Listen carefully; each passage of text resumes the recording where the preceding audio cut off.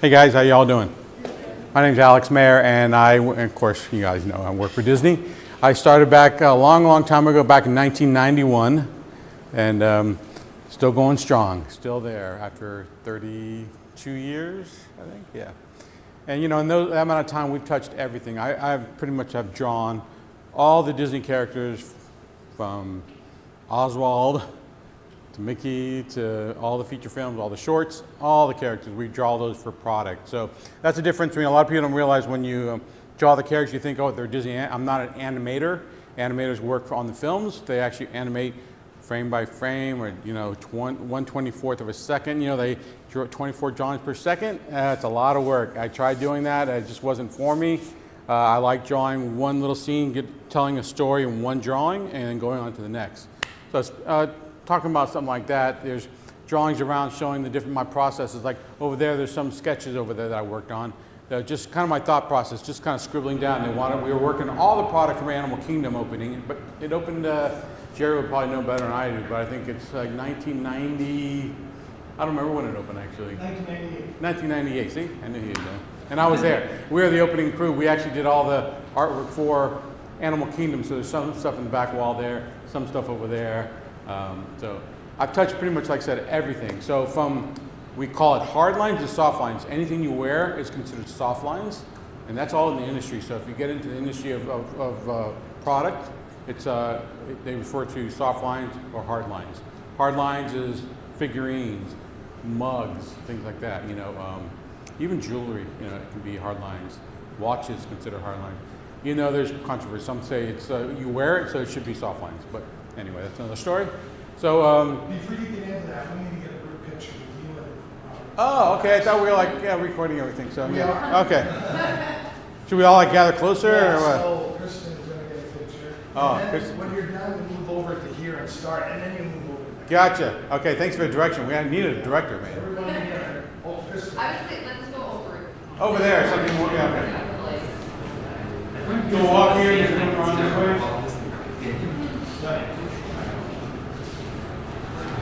If any of you back there want to get in the photo too, you're welcome.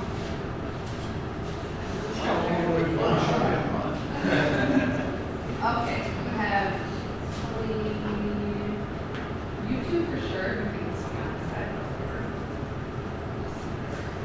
I'm gonna hop in because I can tell that I should. Some pictures. Yeah. Oh, I didn't realize you took pictures. Yes.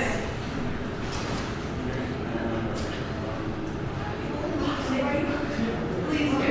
All right. What's your name? You. Kathy, do you want to come stand this side of Alex?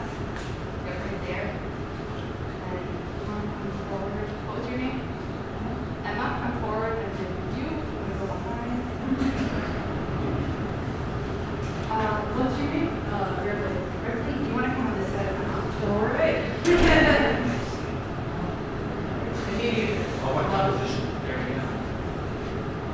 Okay, ready?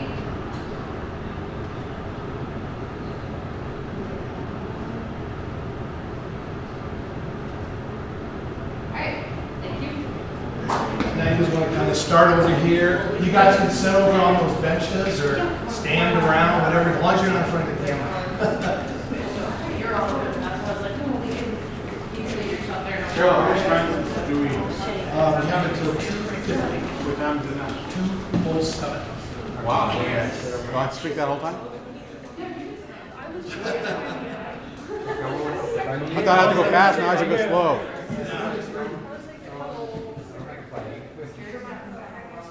So, this is interactive, so you guys can ask questions, all right? I hate hearing myself talk, but I'm just an artist. I just wanted to create, But I'm here to speak to all the students. That's why I came. And I enjoy speaking to students because you guys are the future of our creative industry and other industries. And I have 2 grown children, so I'm going to kind of give you some of the advice I've given my own children on art and things in general. So please ask questions. If you have any questions on how I painted something or whatever, all these big color pieces, all these color pieces on the walls, are all paintings that I've created over the last 20 some odd years.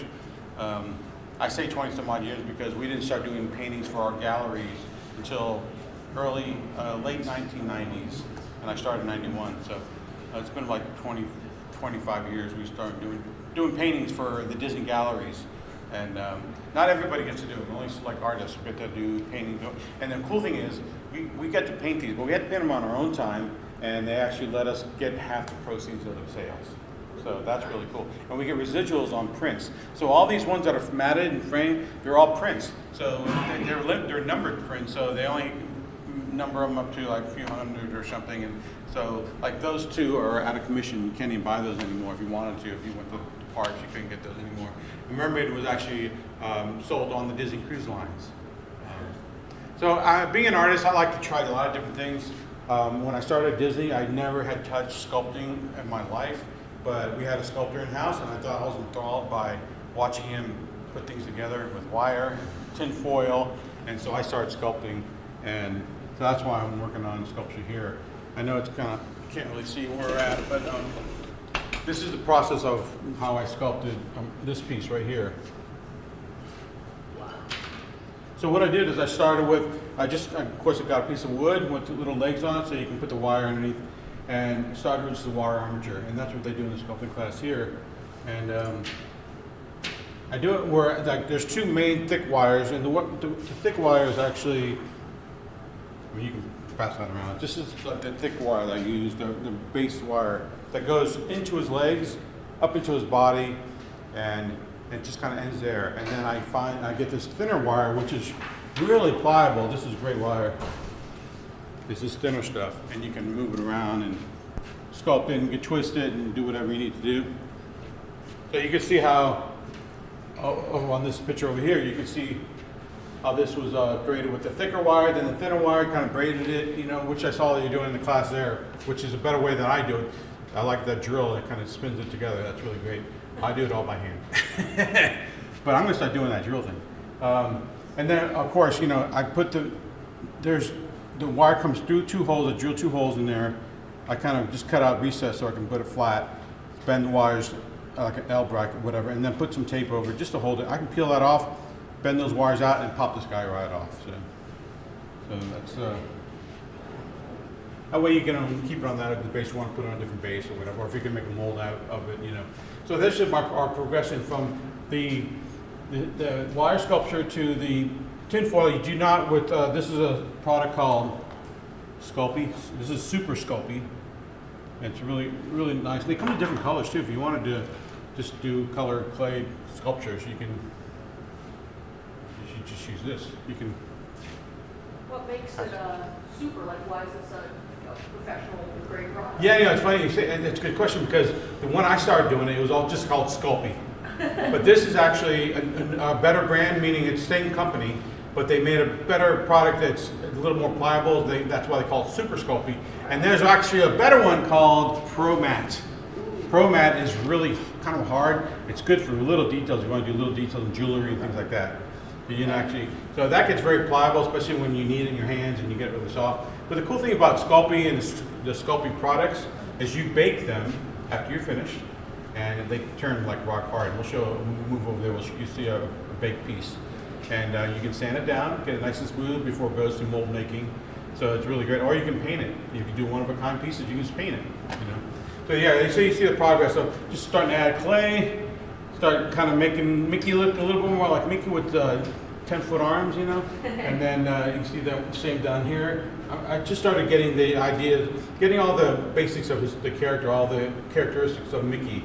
And then I jumped into working on Buford there. And actually, I don't think Buford has been drawn like that. When I did the drawing, which you could see in the background, I kind of made Buford more of a cutesy, kind of a Disney, kind of a beaver, you know.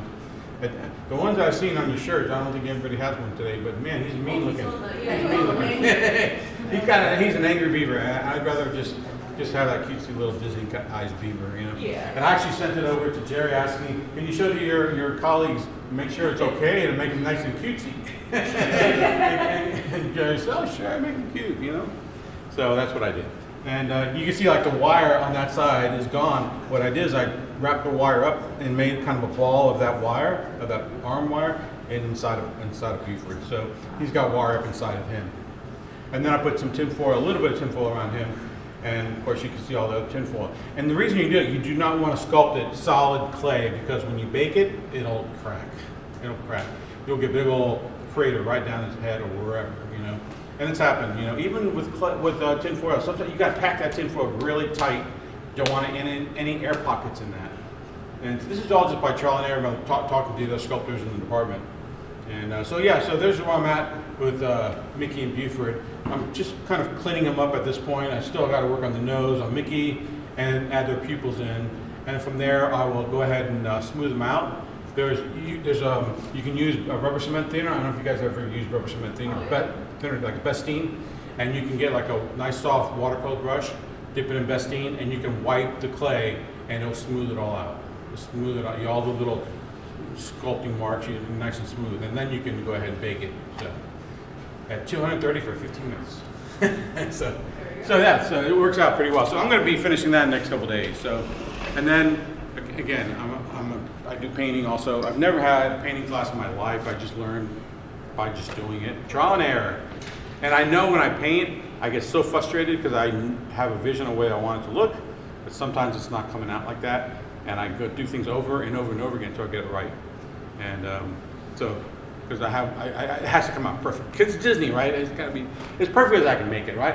I look at all my pieces, I wish I could fix things, you know, but that's just an artist in us, right? We all want to make things better, right? But and I like trying different mediums, so I've done mostly acrylics. Acrylics dry really fast, but on this one, I use a lot of airbrushing. I airbrushed some of the areas in here. I airbrushed all the shadows. This one I did a lot of airbrush, you know, work with the characters.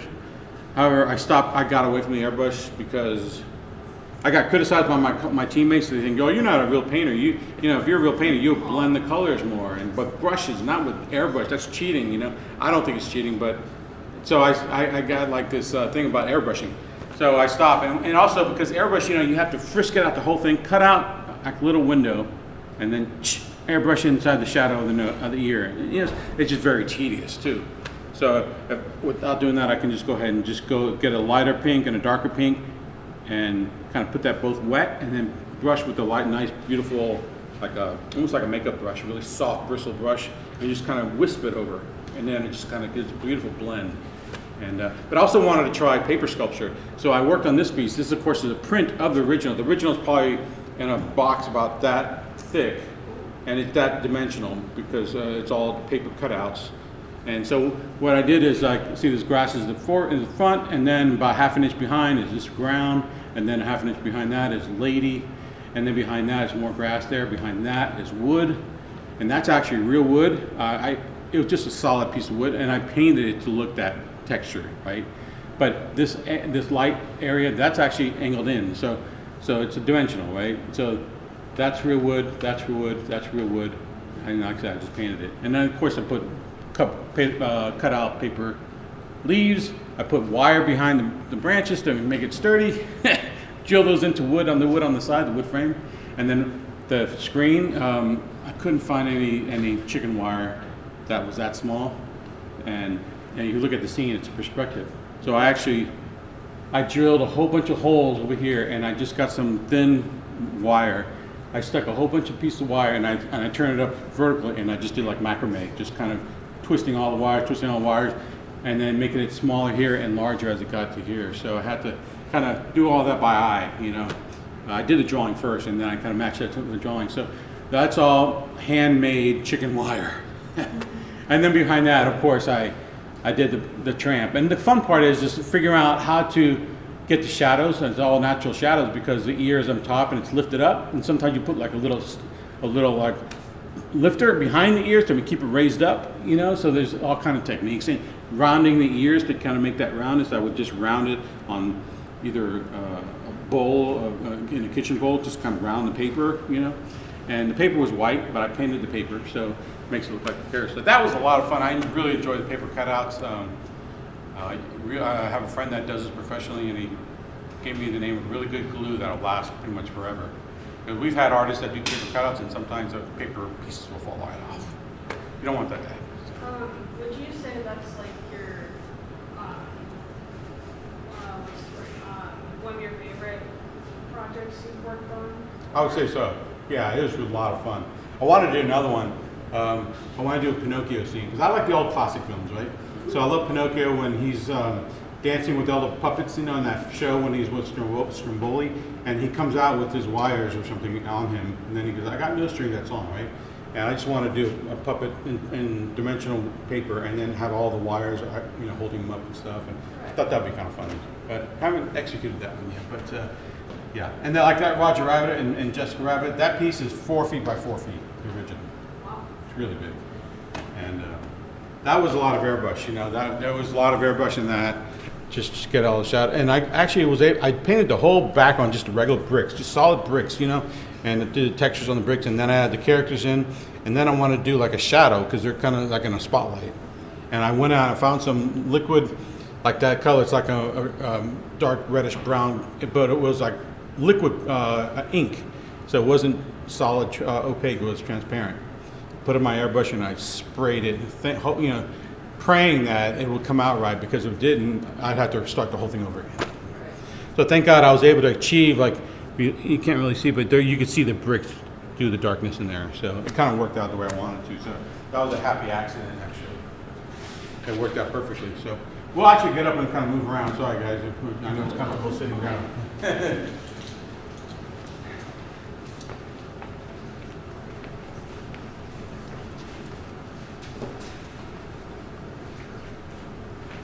So this is what I was talking about when this is my original sculpt. This is for an event in California called Dateline Disneyland, 1955. It was kind of like a pin event with celebrating the history of Disneyland's opening in 1955. So I decided I'm going to do. They asked me to do a sculpture, so I did a sculpture of kind of like a reporter at the opening of Disneyland. You all probably don't know Art Linkletter. He was a famous TV personality. He did reporting on the opening of Disneyland. He was really good friends with the Disneys, so he was there along with another reporter, an actor by the name of Ronald Reagan, who then eventually became our president. So it's kind of cool to watch those films on TV. It's all in black and white. So I decided to make this little sculpture of Mickey as the reporter, and this is actually my original sculpture. And when they come out, when they make the mold and they peel the mold out, they destroy the original, so you can see it's all in pieces. And I always say, give me back the original, because you kind of have like an affection towards it. I don't want it to go away, but that's what it came back in pieces, And it just comes, it's all in pieces, the whole thing's in pieces. But I still keep it. I've had this thing in my garage for like 20 years. I can't stow it away, I have a question for you, Alex. So I know a lot of these. How much of your workflow has staged or been sculpting in 2 dimensions versus how much of it is starting to move into 3D spaces but like 3D programming? Or what's been your experience? Because there's a lot of people that say, oh, you can never do that. There's plenty of people that say, no, that still happens all the time. So what's your experience in the field right now? Well, especially at Disney, we've actually gone completely digital. No more hand sculpting. And so I had to learn ZBrush, and that's started the norm that we use in the office, ZBrush. And I know there's Blender or something like that. I think my daughter uses Blender, and I've never tried that. But ZBrush seems to be the industry standard. Yeah. Kind of a follow-up question. Do you feel like having skills in hand sculpting is something that helped you transition to ZBrush, or did you feel like that you didn't have much to do with each other? No, absolutely. It very much has a lot to do with it. Yeah, you have to just see things in dimension. And just by being a sculptor, it really helped me with my 2D drawing. So I always encourage people, if you're a 2D artist and just doing things in 2D, try to pick up some clay and just do a sculpture and just try to figure out how it's supposed to look dimensionally. And it really helps you become a better artist in general. So I highly recommend doing that. Again, ZBrush, I'm not that technology advanced with kind of computer stuff. I'm a user, and I learned ZBrush, but I got away from it for a few years, and it's not like riding a bike. It's hard to get back into it because the program advances, and I don't remember doing this, and it's really difficult, And so I only did like 2 or 3 projects in ZBrush, and I pretty much do not sculpt for Disney anymore. I'll do it on my own for fun. Like I love doing this Mickey and Beaver, because I haven't sculpted in a while, and it's like therapy for me. I can sculpt online, and time just goes by. So anyway, when they wanted me to come up with this report of Mickey, these actually are my original drawings for that, these are like 15 years, 20 years old. It's my original ideas, they got approved. And since it was a pin event, they wanted pins, so the piece at Disneyland, there's a plaque on that at the flagpole, and it's a dedication speech that Walt gave, and that's a pin. It's a brass pin that sticks right into there. So when you bought the piece, you got 2 pins. You got that pin, and you got a little drawer in the back, which had a pin of the scene right here. So it's pretty neat. And they actually did 55. They did 55 paints of black and white. They did black and white just for the dedication of 1955. So they did 55 black and white ones, and then they did several hundred of these color ones. You know. So once we got a mold made, kind of fast forwarding, I got molds made, and we got a casting of the piece. I asked for 3 castings.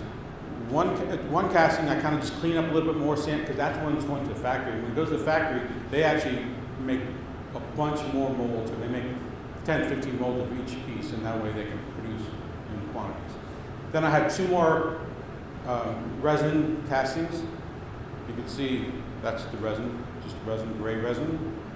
I do 2 paint masters. This is actually my hand painting of this piece, and then I did 2 of them, and I sent 1 to China along with the other sculpt. That way they know, they can look at it and they can know how to paint it. And so when it came back, the first sample, this is the first sample, artist proof, I saw that they matched it up really, really well. They did a really good job. And so we actually had to post it, because our Disney fans, when they go to these events, they want to know what products could be available before they sign up for these events, because they're not cheap. So we had to do like a catalog, and it was a digital catalog, I believe. So we put this is one of the pieces we put online along with all the pins, and we had a complaint from somebody, because it was Disney Online, so they can write comments and stuff. And this person complained that the stars are incorrect. I was talking to Jerry about this the other day, that I just found a flag and just stuck it on there just to show them how it's going to look, right? But this took place in 1955. In 1955, I don't know if you all know, but we didn't have 50 states. Right. We had 48. And so this lady complained, "You got the number of stars wrong on the flag." And I said, I wrote back and said, "Thank you for catching on. I'm aware of that. Don't worry, the final product will be correct." And so I sent the art for the 48 state flags. This has 48 stars. And so most people did. Only one person said something about that. So that's attention to detail that we do at Disney. Gotta make sure everything's correct, right? And then when I created the piece, I wanted to put a little hidden Mickey there. So it's got a little wire in there. So, and they pretty much followed it pretty closely, but it's a little larger than I did, but it's still fine. At least they did it, right? So, and on the back, it's got a little Disneyland map on its back pocket there. So that was a fun piece to sculpt. And then again, we're going over here to more paintings I've done. I like doing a lot of techniques, different techniques. This one was a lot of stippling with, I do toothbrushes. I use toothbrushes, old toothbrushes. I find I just get the paint nice and watered down, and I just start splattering. And this one splattered everywhere. Everything splattered on this piece. I do base colors and then I splatter, And it's kind of hard sometimes to get the little details in here without messing up and getting splatters everywhere else. That's just trial and error and just kind of masking off some of the areas I don't want to get splattered, and I just flick the little splatters where I want them. So a little bit of a challenge, but I like that look. I think it's fun. This is like a depiction of Mickey on Walt's little miniature railroad that he has in the backyard, and that's Walt's barn that he had in his backyard. And that barn still exists, actually. When Walt Disney's widow passed away, they donated that barn to Griffith Park. So if you ever get to LA, go to Griffith Park, and there's a Los Angeles Light Steamers Club with steam trains, and they have Walt Disney's barn. You can visit it and actually go inside Walt's barn. So it's really cool. I go there every time. I was just there a couple weeks ago. Another cruise line piece. Again, this concept for coming up with, this is t-shirt designs. So this is t-shirt design for a new attraction at Animal Kingdom called Cali River Rapids. And one of the characters, it's a river ride, you get really wet. And so I wanted to show different ideas. And you guys can get in there closer. Yeah, please, You don't don't be so see far. that far out. Yeah. So yeah, you can see, these are just this is my first concept that I drew. And I showed it to our merchandise partners. who are the ones that kind of manufacture the product, and they chose, I think they chose this one, I don't know. I think I cleaned up a few of them. So I don't even remember which ones they actually went for. They might have gone for all three. I don't remember. It's been 20 some odd years. Can't remember. This is more a recent piece I did for Disneyland. I like doing paintings. Had relationship to Walt as much as I can. So this is the fire department, the firehouse in Disneyland, and Walt's private apartment is above that. So when he built Disneyland, he wanted his own private apartment, and it still exists the way he left it. And you can get tours to go up there and see it. He used to have in the back, he used to have a flagpole that he would slide down from his apartment into the back of the firehouse there. He used it all the time until one day him and his wife and himself were up and resting in the apartment, and some kids shimmied up the pole and stuck their heads up inside the apartment. And then Walt says, "No, I'm going to close that off." So if you go there, you'll see the pole, but there's a wood floor all around the pole. You can't go down or go up or whatever. So, but I enjoyed doing that piece. It was a lot of work doing all the little bricks and stuff. But yeah, I'll just kind of go through quickly. Just another painting. I did a lot of airbrushed spot in there. Did some airbrushing there. This is when I didn't really know how to blend that well. A lot of airbrush here, but a lot of handwork on here. So, that was a fun piece. I enjoyed that. Yeah. So I noticed that your method is actually different. Like it's actually some people like it, I can't tell it, so it's still in line on. How do you handle like mistakes in your line or That's a good question. Actually, I always try to do color line art because it is a painting. Sometimes make it look nicer and more dimensional. But I'm really meticulous with my line art, to the point where, and I get criticized for that too, because they say you're trying to be too precise, and I just like being as precise as possible. I have one of those arm lamps, with the arm like artists have. It's got the magnifying glass on it, and it's got a lamp in it. I will put that up to that when I'm painting, and then I'll be behind it, so magnified, and I'll just really slowly just ink that line with a brush, fine brush. So I try to do it as fine as possible. Sometimes I get a little thicker and it kind of bothers me, and I want to redo it. Yeah, so yeah, this has pretty thin line work. All my pieces pretty much have the same. Just different pieces I worked on. These are all just prints. For the Disney Festival of the Arts, we have a big art festival every year. This is the last one that I just did. This is Festival of the Arts 2024. 2024. This past January, those prints were sold. The original sold. So I enjoyed. That's a really popular character in Walt Disney World called the Orange Bird. He was created for the opening of the park in Walt Disney World in 1971 for Adventureland, and he kind of went away for a while, but now he's back with a vengeance. Everybody loves him. Tons of merchandise with the Orange Bird on it. Jerry loves the Orange Bird. He has Orange Bird in his office. So he's extremely popular. They're putting him on everything, Dooney and Burke purses, jewelry, mugs, t-shirts, everything you can imagine. Orange Bird is on there. One of the cool things I got to wear as a graphic artist, I do some graphic work. So I was a graphic artist before Disney. So during the Millennium Celebration 1999, they asked us, we need to come up with a company-wide logo for the celebration of the new millennium. And the celebration tagline was "Celebrate the future hand in hand." So our leader says, "Okay, artists, there's like 30 of us, go do some concepts for the Millennium Celebration. Come back and we'll have a review." So we all had a couple days, and we all just came up with concepts. Some people just did pencil, some people did color, computer work to make it look pretty. And so we all got in a big conference room, put them all on the table. It's probably like 60, 70 pieces of art. And our leader went through and he just started picking them. Didn't say which was good, which was bad, just started picking them. And he narrowed it down to like 20 pieces. And I made the cut, the 20-piece cut, from like 50 or 60 or 70 pieces. I don't know how many there were. And then finally he decided, he got down to like 3 or 4, and then he chose one. And it just so happened to be mine. The reason why he chose it, I think, is because the tagline is "Celebrate the future hand in hand," and I had the 3 characters holding hands. Nobody else had the characters holding hands. Duh, would think, come on, hold hands, hand in hand. I don't know why anybody else didn't think about doing that. So I did that, and I think that's why they chose it. It wasn't the best one. It was just that They liked that I had the characters were hand in hand. So this is actually my original pencil drawing right here that I created for the Millennium logo. And this is the inking I did. Back then we did everything hand inked with vellum and indie ink with brushes, and we all hand inked everything.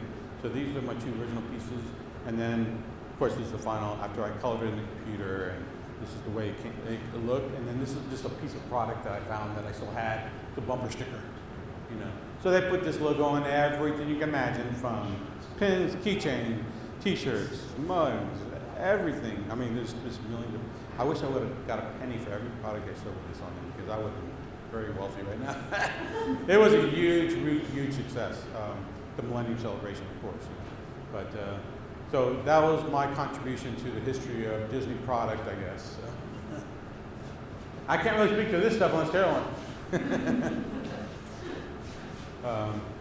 The light's not too good over here, but this is kind of a couple years old. One of my favorite pieces. I love doing the princesses and their peasant outfits versus their princess outfits. So they're two hoity-toities, me in the big gowns, right? I love when they're in their common thing. So I just did this a couple years ago. This piece is probably, the original is probably about this big, and there's no airbrushing in that. It's all blended with brush and just fanning it and brushing it. And so that was extremely difficult for me, trying to get, I did the splattering on the ground here to get that ground look, but trying to get that blend inside on the shadows and the blends in their outfits. Oh my God, that was really hard for me. I had to redo it several times, especially the shadowing in the legs. Really difficult for me. And this is a more recent piece. It just came out in January, and I believe the original sold the first day of the Festival of the Arts. I love doing this piece because I'm a big Ivan Earl fan. He's the background painter that did the original movie. And if you ever watch Sleeping Beauty, look at those backgrounds. They're freaking amazing. Freaking amazing. I can't say enough about Ivan Earl's work. It's just mind-boggling when I see this guy's work. They had a retrospective of all his original paintings up in the Disney Family Museum in San Francisco, and I went to that. And I was like, God, this guy, he was the most amazing artist I've ever seen in my life, you know. And I actually did get to meet him back in the 90s, and I couldn't believe it. He died like 3 months after I met him. So I love his work. So I wanted to emulate his style. So I kind of just did this painting, which was a lot of fun. Trying to blend that, trying to get, that skirt took me several attempts to get it to look like that. Did it once, don't like it. Painted it that solid brownish gray color. Did another pass of the highlights, didn't like it. I did it like 3 or 4 times before I got it away. I said, that's it, I gotta let it go. You know, I think it came pretty good, but there's little things about it I would fix if I could. This one was a lot of fun too, trying to get, you know, when you do shadow, it's all hand painted, it's not airbrush. So you don't want a hard line when you go from light to dark. You want to kind of like a transition, a shadow. It has to be soft. So trying to blend just the edges of that. So I had to get that orangey color, whatever, and then that darker grayish, and then paint those wet, and then just kind of whisk a brush over them to try to get that softness to it. And I thought it came out pretty good. I was happy with that. Pretty much all the same things, kind of things here. This is an older piece. This is one of my first pieces I ever painted back in the 90s. So again, I was airbrushing back then. I could never have gotten that shadow of the tent like that. I had to airbrush it. I painted solid red, solid off-white, and then I got darker version. I just airbrushed. I airbrushed, of course. I masked off this part, so airbrushed that part and that part. And I think it gave the illusion of rippling in the tent, you know. I was happy with the way it came out, you know. I'm a huge Dumbo fan. I've already painted Dumbo like 3 times. And he's just so cute. How come you're not like this little elephant? and so that was, I enjoyed the way it came out. I was happy with that piece. Lilo and Stitch, I love Maleficent. This is also no recent one. This was just sold back in January. The original. So this is clay, printed on canvas, and they did a really nice job. They sell these at Disney World. They put them on framing. They put wood, put over wood. They stretch it, I should say, and they sell these for these prints for like $300, $400. The original sold for $8,000. $8,000. So that was nice. It was a lot of work for me because, I mean, I always wanted to do the Pooh characters, but I like Winnie the Pooh, but I like Tigger, oh, but I like Eeyore. And I was like, I can't just do a few of them, not do all of them. So I'm going to do all of them playing Pooh sticks. So this, scene does not exist exactly like that in the film. I just get ideas from the films and I make my own scene up. So I did all the characters, and there's like I think 9 characters in there. 1, 2, 3, 4, 5, 6, 7, 8, 9. And just the background. Oh my God. Just trying to blend that yellow and then start blending into the blue, and then it's like, oh, it's looking green. It doesn't look good, And I did that several times over again, I think I even tried, I was just, just brushing with a big old brush, trying to get it right. And I keep thinking as I paint, I said, there's got to be an easier way. There's professional painters that say, no, don't do it, that's difficult, do it this way. But I don't know how to do it. Thank God we all have the internet, right? And thank God for YouTube. My God, I learned so much by just watching YouTube videos, When I did that farming Donald with trees, I didn't know how to paint trees. And so I went and I said, how to paint trees in water and acrylic. And Bob Ross came up, And I was like, I like watching Bob Ross, happy with the trees. Again, opening Animal Kingdom. We had a safari ride. We wanted to do a scene for that. This piece, this is my original pencil drawing. If you got a eraser, you can erase right through it if you wanted to, because this is the original drawing. This is my cleaned up drawing. So it's this clean black and white line art, black line art. And then from there we scan in the computer. We digitally ink this one. We inked it digitally. And then I airbrushed the whole thing with Photoshop. So this is a lot of fun. I like creating these kind of cartoony animals. That was a lot of fun to do. I enjoyed that. Just like creating a little happy little beaver, beaver. That was fun.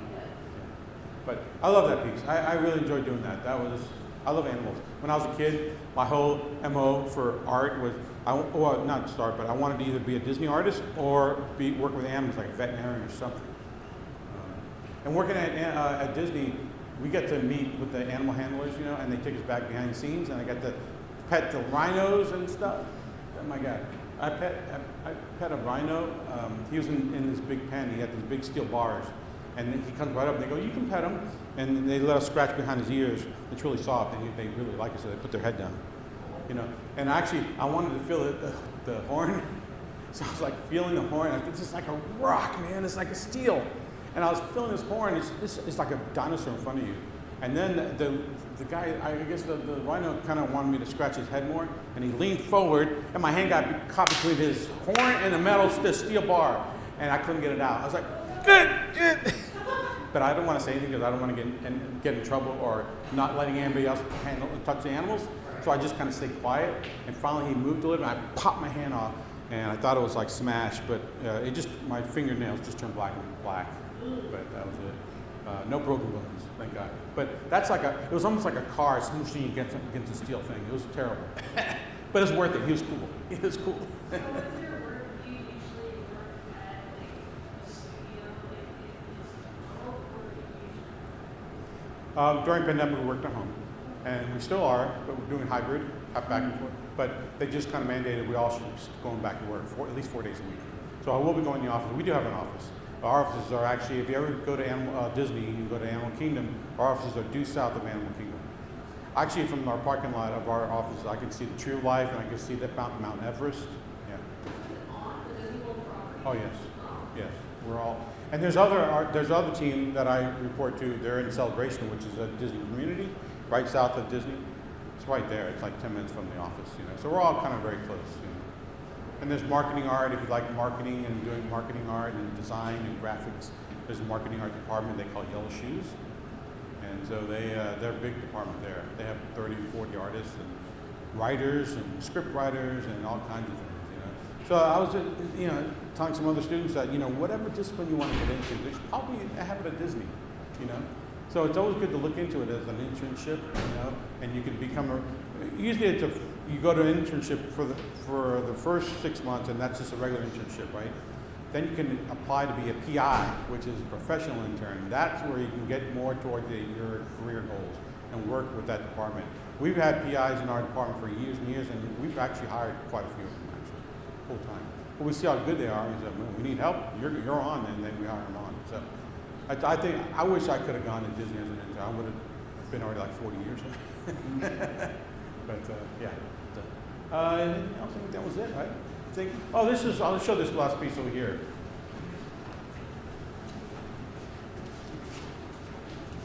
Again, more.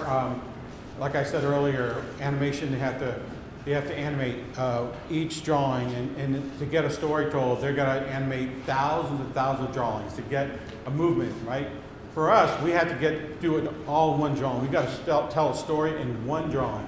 So this is where we have to kind of come up with a scene here. This is my original drawing also of just a scene for a t-shirt, and it just has the Lion King characters, and that was a lot of fun. I enjoyed drawing the Lion King characters. Painting I did for the gallery. I love Oliver and Company. That was a lot of fun to paint.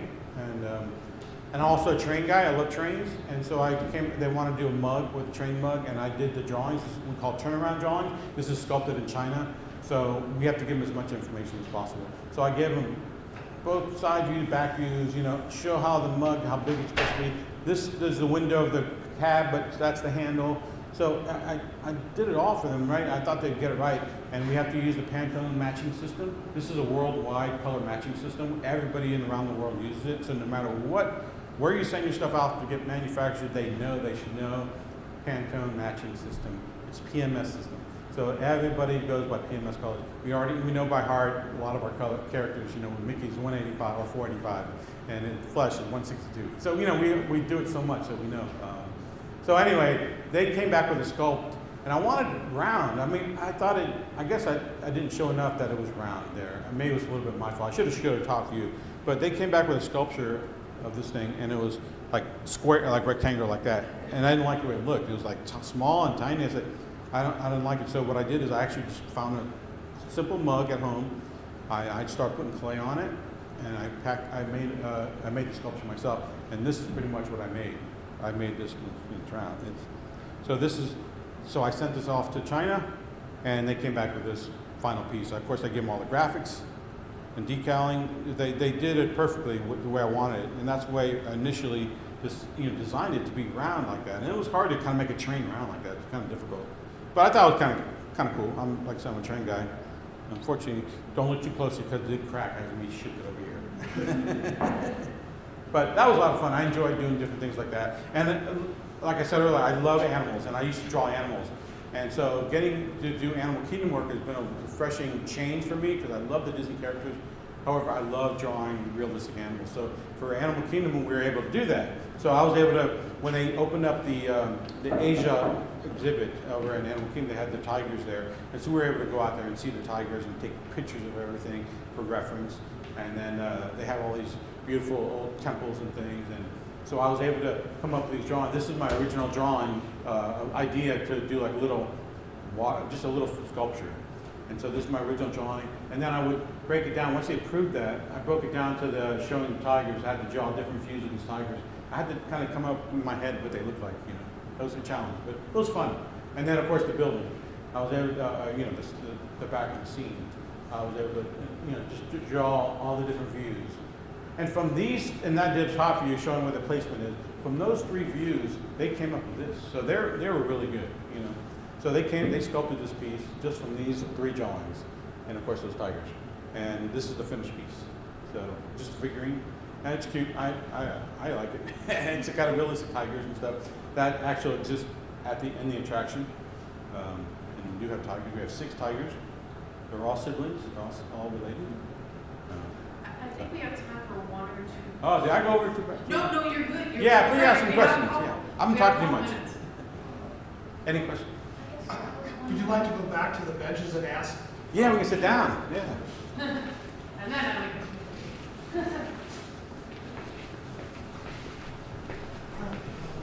Is it Emma? Yes, Emma.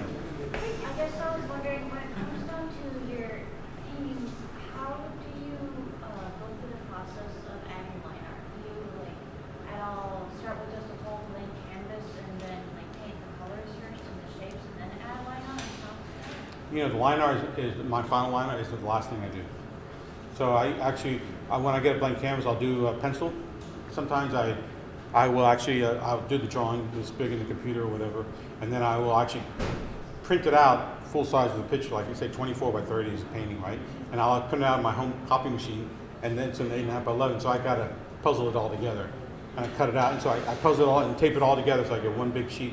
I put it over and I have that graphite paper, rolls of graphite paper. You roll it out and you put your drawing on top and just kind of trace out the whole thing again, and then transfer onto the canvas. From there, I do one coat of like a translucent color. It's hard to work from white. You don't want to work from white. You want to work from color. And but again, I've been criticized for that because a lot of artists will start building up. They'll start doing darks and start adding their glazes. They build up their, and that's the right way to. I don't have the patience for that. I don't have the knowledge on how to do that. So I just do my own technique, you know, and it works out. It comes out the same. But yeah, so then I start adding all my colors in. And once I get everything completed, the last step is the inking, the outlines. That's the last step because everything's got to be dry. And a lot of times I'll put like a bar, and then I'll just with a thin brush. I usually hold my breath when I do it too, and it's almost like a muscle memory. I do it without touching the canvas, right? You just kind of do it ahead on top of it, so you can kind of muscle memory, kind of get your line down, and then once you're confident, then you push your brush down and you do your line. For those of you guys that remember that from the industrial drawers, they do the exact same thing. Oh, do they really? Yes, they do. I thought that was my invention. Maybe you did it first. Are there like a lot of your other coworkers, do they also do like full paint work or do some do digital now? Some of them will do full paint for the galleries, but at work, it's all digital. Everything is digital. We don't do anything hand done at work. I don't need to do anything hand done. Is there a lot of gallery work that you get to do then? Yeah, but it's selective artists. Not all the artists do gallery work. Out of an artist group of like 30 some odd artists, there's only like, I think 3 or 4 of us that do paintings for the gallery. I guess the others don't want to. Maybe they go home and they don't want to do any Disney stuff. I mean, I'll go to work and I come up at 5 o'clock and I'm painting after I eat dinner. I'll paint till like 1 or 2 o'clock in the morning, then get up the next morning and go to work again, you know? So it gets really tiring. So I like this last Festival of the Arts, I did 5 paintings. I killed myself and I was like, I don't want to do any more. But now they're already, the festival doesn't start till January, but they're already asking us for, that just reminds me I gotta have concepts in by next week. While I'm here, I prefer working on my concept. But I have to have concepts already in for the festival for next January. All right, it's a pencil contest, but once they get approved, then I gotta start painting. So now when I get home, I'm gonna have to start painting again.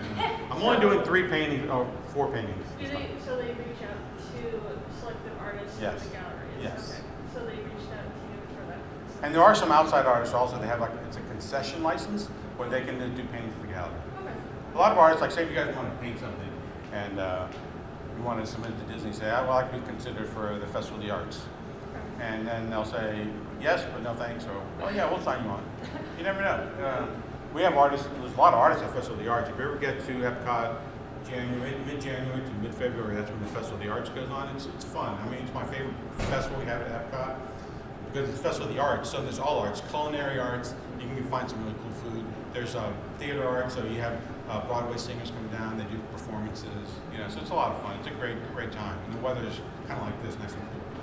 All right, well, I hate to interrupt, and you guys can feel free to answer questions, but for those of you guys that have 3 o'clock class, I want to make sure you can get to them. Now, before we go, couple of just housekeeping things. First, on the 12th, if you are enjoying this, and I assume many of you guys are, we have the senior show the 12th, we have a whole event, there's going to be food at this event. So I'm there for that. Okay. On the 19th, class will be canceled, 355, and this class 369, because Mr. Mayor has generously set aside time to do portfolio.